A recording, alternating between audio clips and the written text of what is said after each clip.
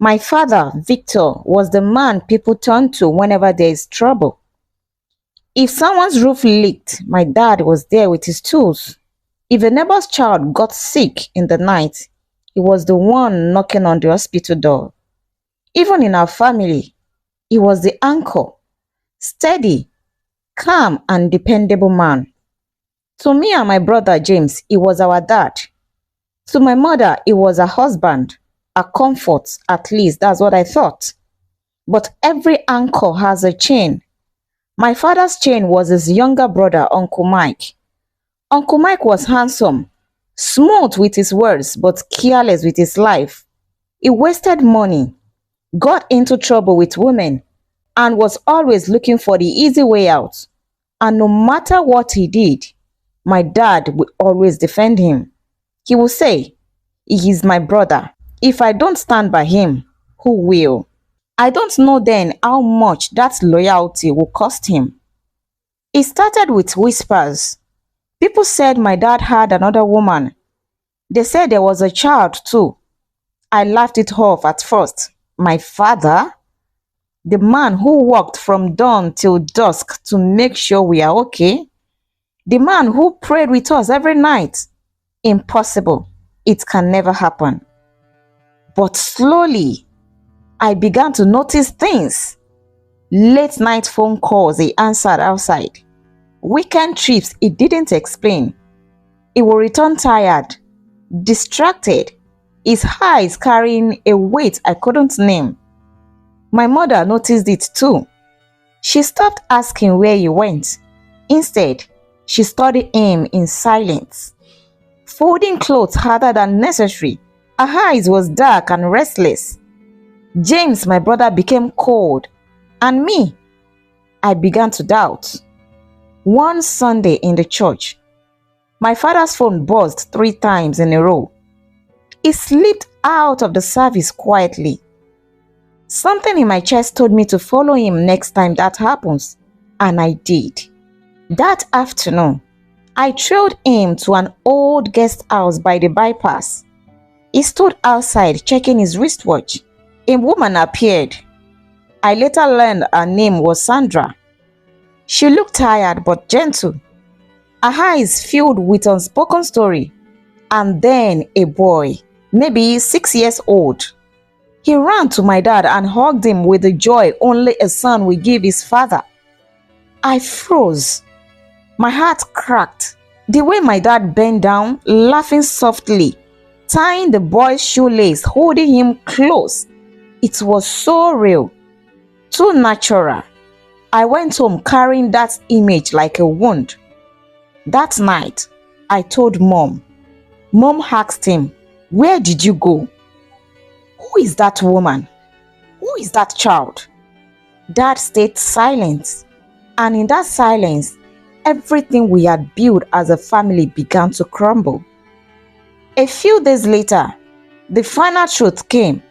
We sat in the living room. Mom, Dad, James, and me. The air was heavy. Mom demanded answers. Dad looked at us with pain in his eyes and said, "The boy is not mine. He is Mike's son, my brother." Uncle Mike's son? The room shook. Dad explained to us that Uncle Mike has gotten someone pregnant. Her name was Sandra, and abandoned her. To protect him, Dad stepped in. He gave her money and visited sometimes and carried the shame so Mike wouldn't be disgraced. I wanted to believe him. I wanted to breathe again, but something inside me whispered, "This is not the whole truth." And it wasn't. While helping Mom pack her clothes one day, an old envelope fell from the wardrobe. Inside were hospital papers from years ago. The date matches the time Mom had told us she had a miscarriage. But the papers showed that she had given birth.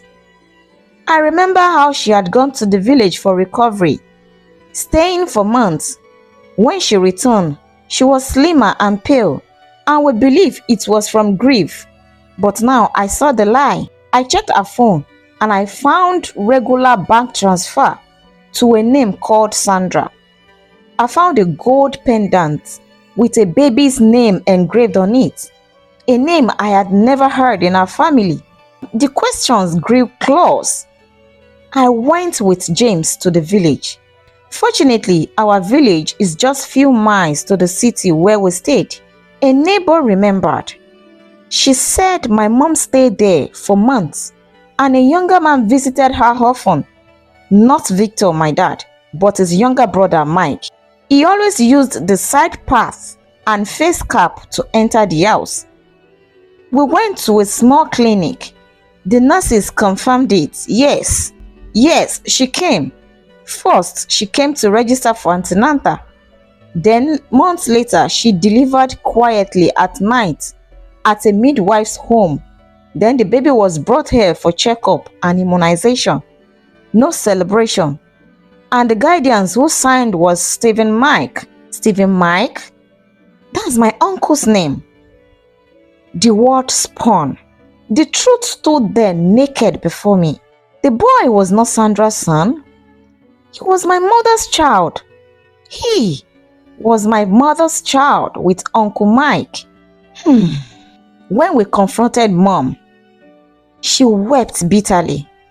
She admitted everything. She said my dad was always busy saving others. She said Dad always carried people's problem on his shoulders and she felt lonely.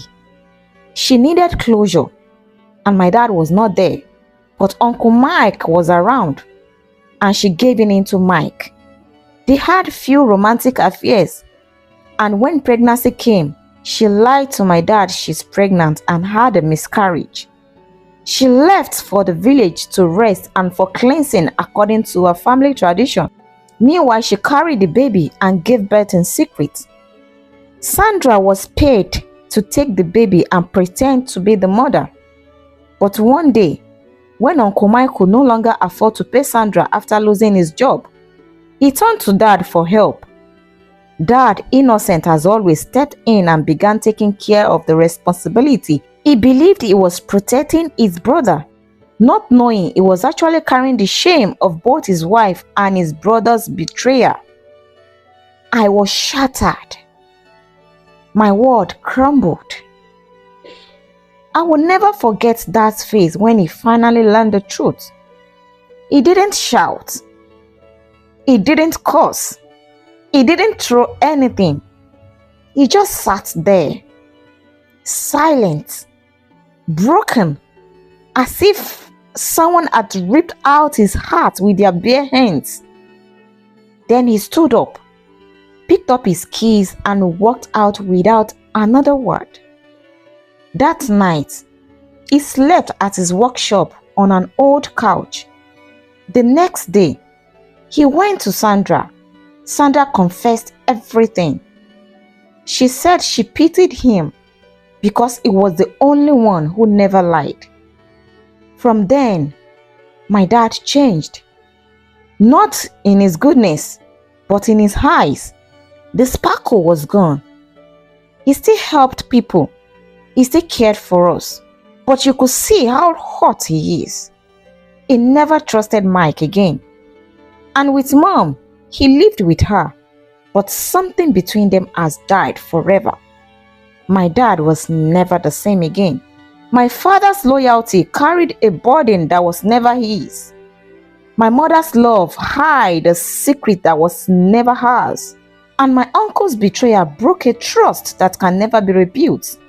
In the end, only the truth remained, and it set us free.